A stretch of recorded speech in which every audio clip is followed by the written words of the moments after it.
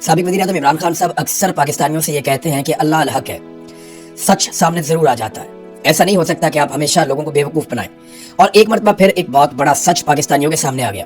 ये पाकिस्तान से तो नहीं आया, अमेरिका का एक सोशल मीडिया के ऊपर चलने वाला न्यूज़ है, ड्रॉप साइट न्यूज़, वहाँ से ये हकीकत सामने आई है। इमरान खान साहब की जब हुकूमत गिराई गई 2022 में, जब जनरल बाजवा ने रजीम चेंज ऑपरेशन किया जनरल नदीम अंजुम की मदद से और सियासतदानों को अपने साथ मिलाया, क्योंकि जनरल बाजवा को एक्सटेंशन का शौक था और उस वक्त इमरान खान साहब को उन्हें लगता था कि वो उन्हें एक्सटेंशन नहीं देंगे। हालांकि बाद में इमरान खान साहब ने जनरल बाजवा को कहा कि अगर एक्सटेंशन के लिए ये आप मरे जा रहे हैं तो पाकिस्तान को तबाह मत कीजिए, मैं आपको एक्सटेंशन ही दे देता हूं, लेकिन इन चोरों डाकुओं को लाकर पाकिस्तान पर मुसल्लत ना करें। लेकिन खेल हाथ से निकल गया था। जनरल बाजवा ने अमेरिका को कायल कर दिया था, अमेरिका से साइफर भी आ गया था और इमरान खान साहब को एक विलन के तौर पर अमेरिका में पेश किया गया। लेकिन पाकिस्तान में इमरान खान को एक ऐसा हीरो बना दिया गया कि तारीख इतना मकबूल लीडर पाकिस्तान के अंदर नहीं देख पाई आज तक। अब इमरान खान साहब ने उस वक्त दावा किया था, एक साइफर के बारे में कौम को बताया था कि अमेरिका ने बाकायदा धमकी लगाई है और अमेरिकन धमकी के नतीजे में मेरी हुकूमत पाकिस्तान में खत्म की गई है और हमें धमकियां आ रही है। इमरान खान साहब ने जब वज़ीर आज़म थे ना, तो जो एक पब्लिक के बीच में खड़े होकर एक तकरीर की थी वो बड़ी यादगार थी। उन्होंने हाथ के अंदर एक पेपर पकड़ा हुआ था और ऐसे लहराया था कि ये खत है मेरे पास सबूत के तौर पे। लफ्ज साइफर उन्होंने इस्तेमाल नहीं किया, लेकिन क्योंकि वो अवामी लफ्ज नहीं था, लोग ज्यादा साइफर को जानते नहीं थे कि क्या होता है, लेकिन लेटर उन्होंने बोला था, खत उन्होंने बोला था इमरान खान साहब ने। जरा ये सुनेंगे इमरान खान साहब ने उस वक्त क्या कहा था, क्योंकि अब वो खत मंजर आम पे आ गया। बाकायदा ड्रॉप साइट न्यूज ने उस खत को पब्लिक कर दिया है, सोशल मीडिया पे डाल दिया है। और मैं आपको कंफर्म करता हूं, क्योंकि मैंने कासिम सूरी साहब से भी बात की है और मैं खुद इमरान खान साहब को मिलने के लिए गया था 10 मार्च 2022 को, क्योंकि साइफर आया था 7 तारीख को, तहरीक अदम एतमाद आई थी 8 तारीख को, मेरी इमरान खान साहब से मुलाकात हुई थी 10 तारीख को। और 10 तारीख को मैंने एक वीलॉग किया था जिसमें मैंने ये कहा था कि इमरान खान साहब के पास ऐसे सबूत मौजूद हैं कि उनकी हुकूमत गिराने के लिए बैरूनी मुदाखलत हो रही है। वो 10 मार्च 2022 का आप मेरा वीलॉग निकाल के रिकॉर्ड के ऊपर देख सकते हैं। तो तब इमरान खान साहब ने मुझे दिखाया था कि ये लेटर आया हुआ है अमेरिका से। साइफर का मुझे उस वक्त आइडिया नहीं था कि इसको साइफर किसे कहते हैं। मैंने क्योंकि कभी फॉरेन ऑफिस को कवर नहीं किया ना, मुझे साइफर का, डिमार्च का, ये वाली टर्मिनोलॉजी का तब पता होता जब मैं कवर करता, मैं क्राइम रिपोर्टिंग करता था या पॉलिटिकल रिपोर्टिंग करता था, तो यह मुझे आइडिया नहीं था। बहरहाल मैं भी तस्दीक करता हूं कि ये वही लेटर है जो इमरान खान साहब ने कहा था। आज इमरान खान सच्चा साबित हुआ और जनरल बाजवा झूठा साबित हुआ। आज इमरान खान सच्चा साबित हुआ, शहबाज शरीफ, आसिफ अली जरदारी, नवाज शरीफ और ये सारे जितने फजल रहमान समेत ये सारे सियासतदान झूठे साबित हुए। आज पाकिस्तान की अदलिया जो है वो गलत साबित हुई और कासिम सूरी का जो बयानिया था या कासिम सूरी की जो रूलिंग थी वो आज दुरुस्त साबित हुई और ये सबूत सारी दुनिया के सामने आ गया। अब कर लो अपना मुंह काला। इमरान खान साहब ने उस दिन क्या कहा था, ये पहले आप सुने। मैं इल्जामात नहीं लगा रहा, अब ये सुने, मैं इल्जामात नहीं लगा रहा। मेरे पास जो ये खत है ये सबूत है, ये मेरे पास जो खत है ये सबूत है।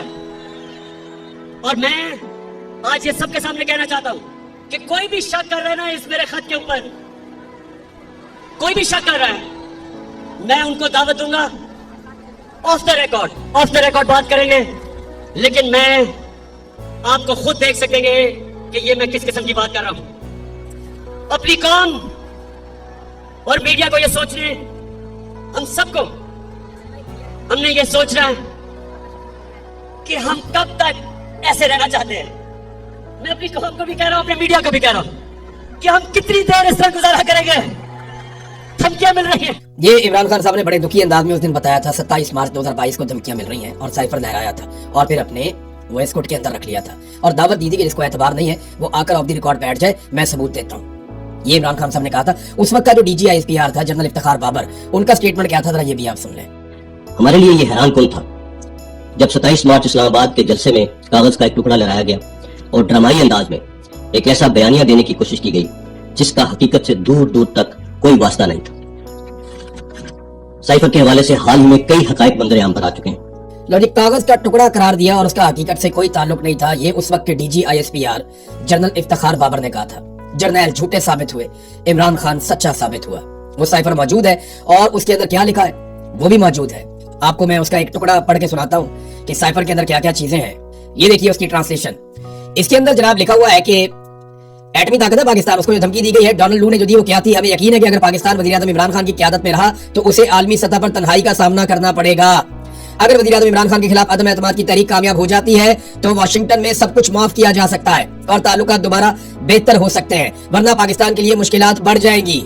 ये धमकी लगाई गई अमेरिका की जानिब से पाकिस्तान को।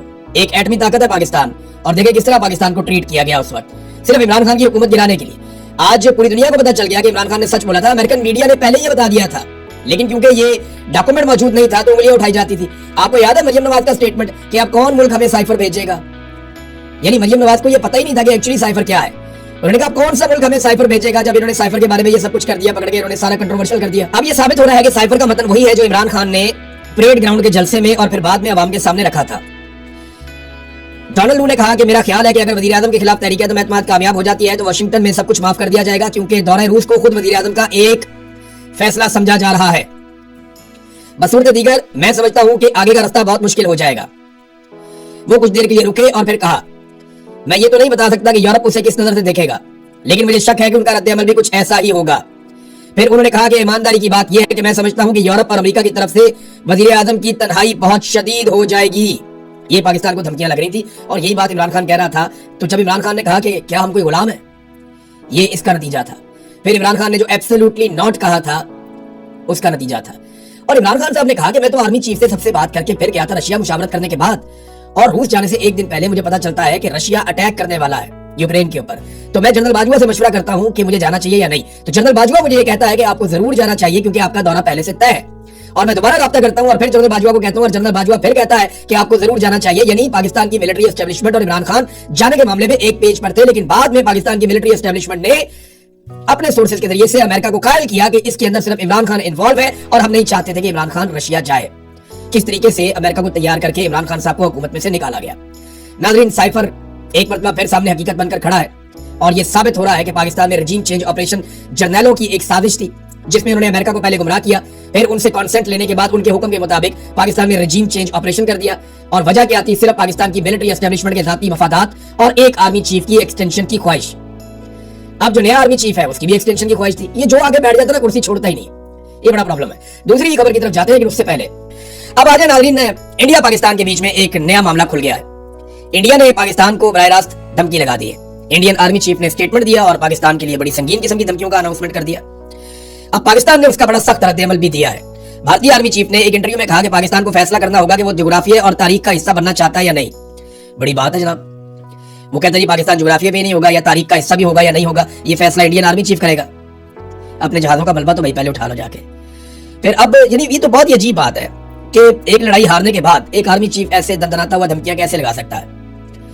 और ये झड़पें थी, यानी एक लड़ाई ऐसी थी, कोई इतनी बड़ी लड़ाई भी नहीं थी। नुकसान तो इंडिया का हुआ, पाकिस्तान का भी हुआ। उन्होंने काफी मिसाइल मारे, हमारे मदारिस तबाह किए हैं, मुरीद के अंदर तबाही फेरी है, कुछ हमारी एयर बेसिस के ऊपर उन्होंने अटैक किए हैं, तो उन्होंने भी नुकसान किया। लेकिन हमने उनके तैयारे तबाह कर दिए, तो हमें एक बड़ी कामयाबी मिल गई है। और अब वो डींगे मार रहा है इंडियन आर्मी चीफ। और पाकिस्तान एक एटमी कुव्वत है, वो तरन वाला तो है नहीं कि आप आएंगे और आके आप कहेंगे हैप्पी बर्थडे टू यू और आप अटैक करेंगे और हम आपकी बात मान लेंगे। ऐसा नहीं होगा।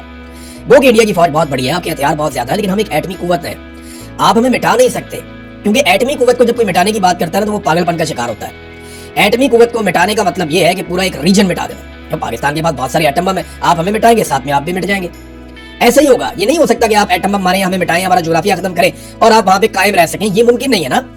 जब भी कोई मुल्क एटमी कुव्वत बन जाता है तो आप ये कर नहीं सकते। अब पाकिस्तान ने इसका जवाब ये दिया कि ये बयान हिंदुत्व नजरिए के ज़ेरे असर भारतीय क़यादत की गुमराहकुन और वहमी सोच की अक्कासी करता है, जो 8 दहाइयां गुजरने के बावजूद पाकिस्तान के वजूद को तस्लीम नहीं कर सकती। खुद मुख्तार एटमी मुल्क को जुग्राफिया से मिटाने की धमकी देना किसी किस्म की स्ट्रेटेजिक हिकमत अमली नहीं है, बल्कि ज़हनी दिवालियापन, जुनून और जंगी जुनूनियत का मज़हर है।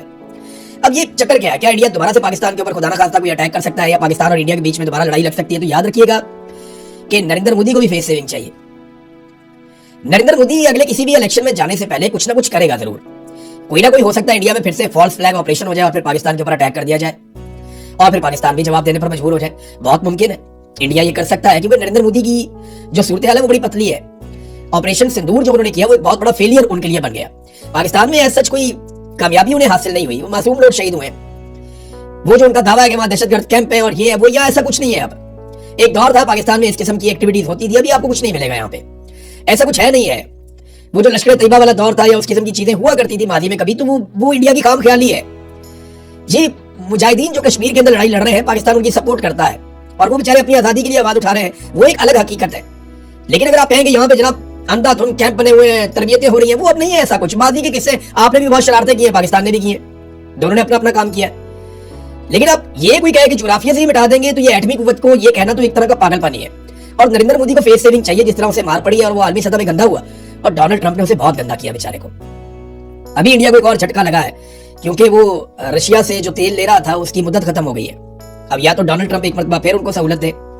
वैसे इंडिया को डोनाल्ड ट्रंप सहूलत दे ही देता है कुछ ना कुछ करके, पाकिस्तान को सिर्फ तारीफें करता है, पाकिस्तान को सिर्फ जो है वो आसरा देता है, सहूलतें जो है वो इंडिया को देता है। अब मामला ये है कि क्या इंडिया वाकई पाकिस्तान के साथ फटा कर सकता है? तो मुझे यकीन है कि जरूर किया जा सकता है ऐसा। बड़ी लड़ाई तो शायद इंडिया नहीं लड़ेगा, लेकिन पाकिस्तान के साथ एक महदूद लड़ाई इंडिया हो सकता है कि लड़े। और देखिए ये स्टेटमेंट उनके तब आ रहे हैं जब वो यूएई गए हैं, और यूएई की क़यादत से जाके उन्होंने पपियां जपियां की हैं, बड़ी उनके साथ मुलाकातें की हैं। अब इंडिया के अंदर जो है वो अक़लियतों को कुचला जाता है और उसी मदद के लोगों को बाहर जाके जपियां डाली जाती हैं। तो पैसा बड़ी चीज है और इख्तियार बड़ी चीज है और मफादात जो है वो उससे भी बड़ी चीज है। बहरहाल ये इंडिया पाकिस्तान का मामला, इसके ऊपर हम नजर रखेंगे। धमकी का जवाब पाकिस्तान ने ठीक दिया है